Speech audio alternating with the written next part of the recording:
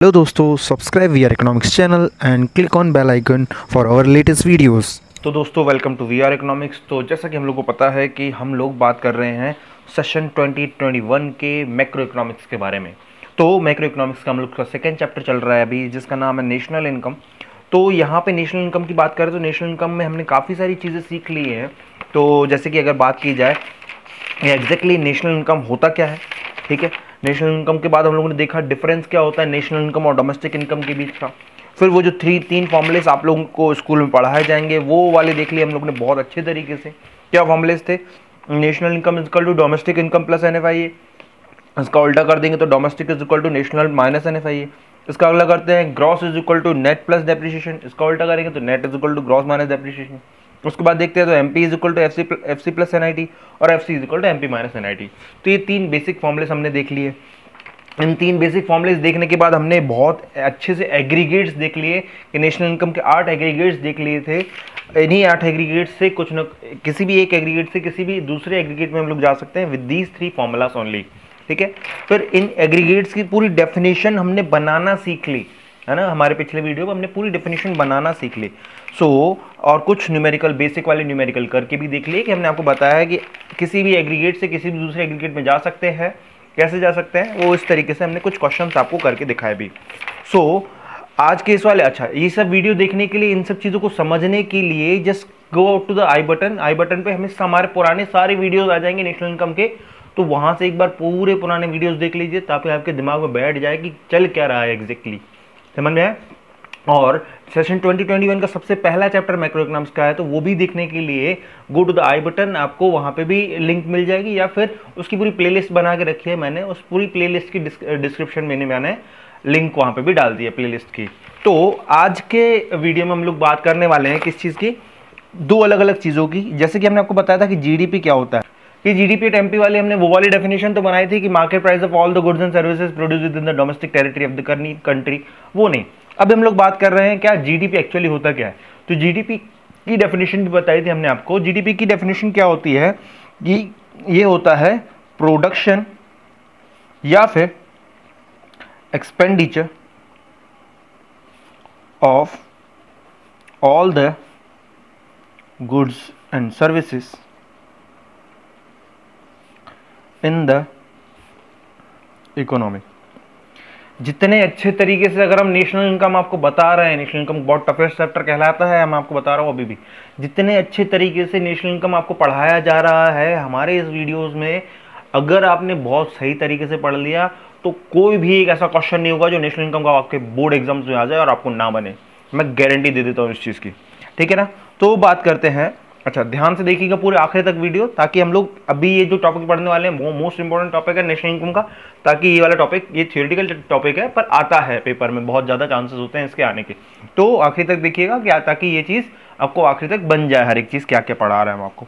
तो बात करते हैं GDP क्या होता है। GDP क्या होता है? Production and expenditure of all the goods and services produce in the domestic territory of the country. ये तो बन गया GDP।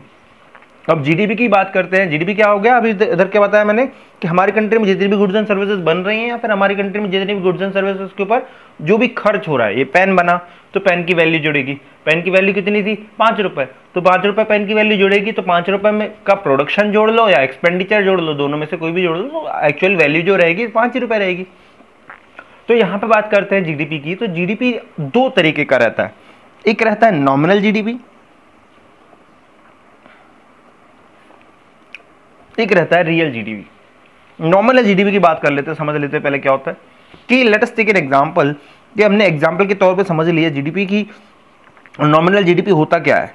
हम लोग बात कर रहे हैं ईयर 2011-12 के बारे में। कौन सी ईयर के बारे में बात कर रहे हैं? 2011-12 के बारे में।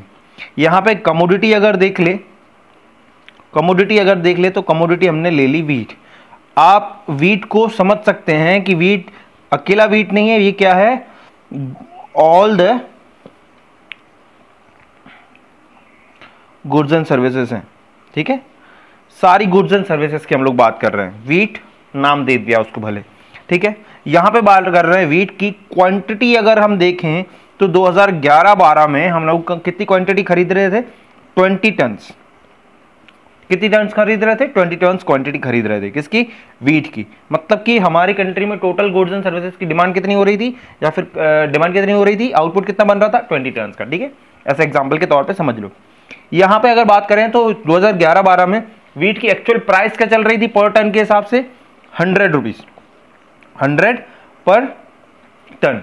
हर टन के हिसाब से वीट की प्राइस क्या चल रही थी, है ना?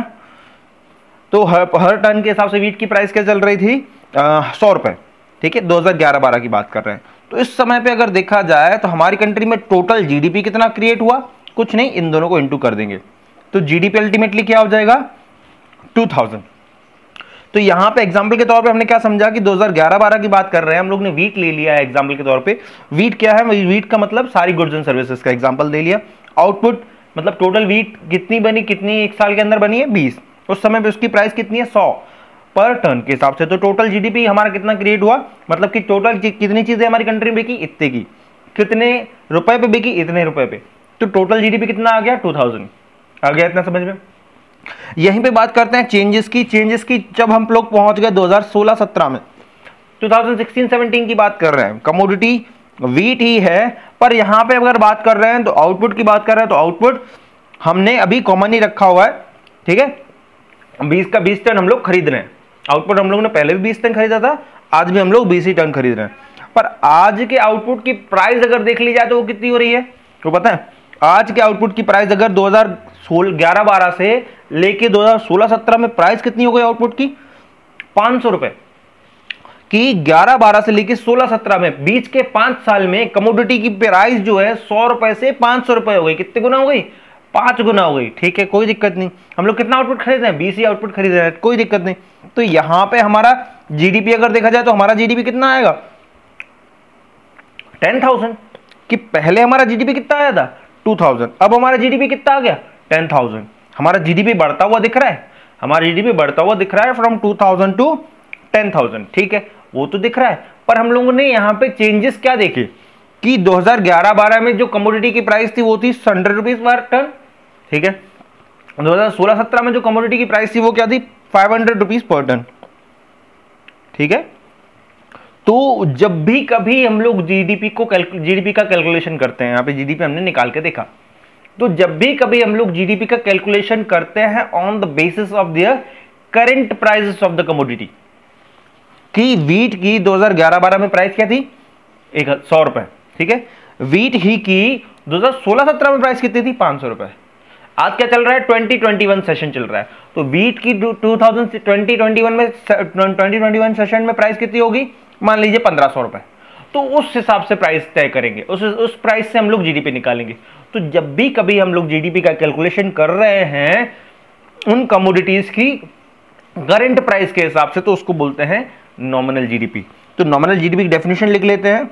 Nominal GDP is that GDP when we calculate it by the current prices of the commodities, कि हमारी कंट्री में जितनी भी गुड्स एंड सर्विसेज बन रही हैं एक साल के अंदर उन सब की जो करंट प्राइसेस के हिसाब से हम लोगों ने उसकी वैल्यू निकाली है, उसको बोलते हैं हम लोग नॉमिनल जीडीपी। ठीक है, ये लिख लिया हमने with in a financial year. Financial year आपको शायद पता होगा 1 अप्रैल से चालू होता है टू 31 मार्च। ठीक है, तो एक साल के अंदर जितनी भी गुड्स एंड सर्विसेज बन रही हैं उसकी उस हिसाब से, मतलब कि 2011-12 में उसकी प्राइस क्या थी? 100। 2016-17 में उसकी क्या प्राइस क्या थी? 500। तो अभी जो रेट चल रहा है उस रेट के हिसाब से जब हम लोग जीडीपी का कैलकुलेशन करते हैं तो उसको हम लोग बोलते हैं क्या? Nominal GDP. Now we are going to talk about real GDP. Real GDP कैसा डिफरेंट है नॉमिनल जीडीपी से? यहां पे नॉमिनल जीडीपी तो समझ लिया, रियल जीडीपी किस तरीके से डिफरेंट है नॉमिनल जीडीपी से, कि फिर से एग्जांपल के तौर से समझ ले रहे हैं। अगेन वही ईयर हो गया, वो ईयर सेम हो गया 2011-12। यहां पे कमोडिटी भी सेम हो गई वीट, यहाँ पे आउटपुट भी सेम हो गया 20, यहाँ पे प्राइस भी सेम हो गई क्या 100, सारी चीजें सेम है, तो जीडीपी भी क्या होगा सेम ही होगा 2000। पर बात करते हैं यहाँ पे 16-17 की, 16-17 की बात करते हैं तो यहाँ पे भी वीट ही ले लिया अभी तो हमने, पर यहाँ पे फिलहाल में आउटपुट चेंज नहीं हो रहा था, पर यहाँ पे अभी आउटपुट कितना था 20, अभी आउटपुट यहाँ पे कितना हमने ले लिया 30, कितना आउटपुट ले लिया हमने 30, ठीक है, यहाँ पे आउटपुट बढ़ गया। पर यहाँ पे दूसरा चेंज ये आ गया कि यहाँ पे कमोडिटी की प्राइस जो थी एक कांस्टेंट प्राइस ली हमने, कि जो प्राइस हम लोग ने 11-12 में ली है वही प्राइस हमने 16-17 में ली है, वही प्राइस हम लोग 20-21 में भी लेंगे। क्यों लेंगे? क्योंकि इसलिए लेंगे क्योंकि इसी को बोला जाता है क्या रियल जीडीपी। देखते हैं यहां पे अगर जीडीपी निकालेंगे तो कितना आएगा 3000 रुपीज, कि यहां पे जीडीपी में चेंजेस कितने हुए सिर्फ 2000 टू 3000, मतलब 1000 रुपए जीडीपी बढ़ा। यहां पे जीडीपी में चेंजेस कितने हुए 2000 टू 10,000, जीडीपी कितना इंक्रीज हुआ 8000 से बढ़ा। बात करते हैं फिलहाल में रियल जीडीपी की, तो रियल जीडीपी क्या होता है? रियल जीडीपी उस तरीके का जीडीपी होता है जब भी कभी हम लोग जीडीपी का कैलकुलेशन करते हैं with the constant prices, price हमारी क्या है कांस्टेंट, और वो हमेशा कांस्टेंट रहती है। समझ में आया कि रियल जीडीपी क्या का डेफिनेशन लिख लेते हैं। Real GDP is that GDP which is calculated on the constant prices of the commodities in a financial year, कि एक साल के अंदर बात की जाए हमारी कंट्री में जितनी भी गुड्स एंड सर्विसेज की प्राइस हम लोगों ने फिक्स की हुई है, कौन सी वाली, एक बेस ईयर ले लिया जाता है कि यहां पे ये कांस्टेंट प्राइस लेनी है। तो रियल जीडीपी के लिए हम लोग क्या करते हैं एक बेस प्राइस ले लेते हैं, कि यहां पे हम लोगों ने 2011-12 की प्राइसेस को बेस प्राइस ले लिया, तभी हमने वो 100 रुपए हर साल चलाएंगे, तब तक चलाएंगे जब तक सरकार का अगला ऑर्डर नहीं आ जाता है कि इसको चेंज करना। समझ में है? तो ultimately we can say that कि रियल जीडीपी क्या होता है? Real GDP is that GDP which is calculated on the constant prices of the commodity, and nominal GDP is that GDP which is calculated on the current prices of the commodity. आज के हिसाब से price लेके हम लोग quantity उसका GDP निकालेंगे, current prices के हिसाब से प्राइस लेके हम लोग जीडीपी निकालेंगे तो उसको बोलते हैं क्या नॉमिनल जीडीपी। कांस्टेंट प्राइस के हिसाब से हम लोग जीडीपी निकालेंगे तो उसको क्या बोलते हैं हम लोग रियल जीडीपी। समझ में आया? तो ये बहुत अच्छा इंपॉर्टेंट टॉपिक है इस चैप्टर का, है ना। इसी के बाद हम लोग बात करते हैं conversion of nominal into real GDP, कि रियल को नॉमिनल में या फिर नॉमिनल को रियल में किस तरीके से कन्वर्ट कर सकते हैं। तो यहां पे आ जाएगा conversion of nominal into real GDP, या फिर इस टॉपिक का एक और नाम हो जाता है, वो होता है सीपीआई। सीपीआई क्या है? ये सीपीआई होता है current price index. Current price index का दूसरा नाम होता है जीडीपी डिफ्लेटर। क्या होता है दूसरा नाम करंट प्राइस इंडेक्स का? GDP deflator. तो यहां पे हम लोग बात करते हैं क्या होता है करंट प्राइस इंडेक्स या फिर जीडीपी डिफ्लेटर, और किस तरीके से निकालते हैं उसको। तो यहां पे किस तरीके से रिलेशन बन जाता है नॉमिनल और रियल जीडीपी का। तो यहां पे बात करते हैं अगर हमको सीपीआई निकालना है, इसका छोटा सा फॉर्मूला है, बस वो याद करना है, ना ही कभी पेपर में आएगा, आपको बस समझना है। हाँ, एक नंबर में आ सकता है ये वाला क्वेश्चन, मैं आपको करके भी बता दूंगा। तो यहां पे आपको निकालना है क्या सीपीआई। सीपीआई मतलब current price index. Current price index को और क्या हम लोग बोलते हैं जीडीपी डिफ्लेटर। GDP deflator. तो जीडीपी डिफ्लेटर या फिर करंट प्राइस इंडेक्स हम लोग किस तरीके से निकालेंगे कि nominal GDP upon real GDP, इसका फॉर्मूला ही होता है nominal GDP upon real GDP into 100। तो इसको हम लोग ऐसे भी लिख सकते हैं कि जीडीपी, कहीं कहीं आपको ऐसे भी लिखा जाएगा कि जीडीपी एट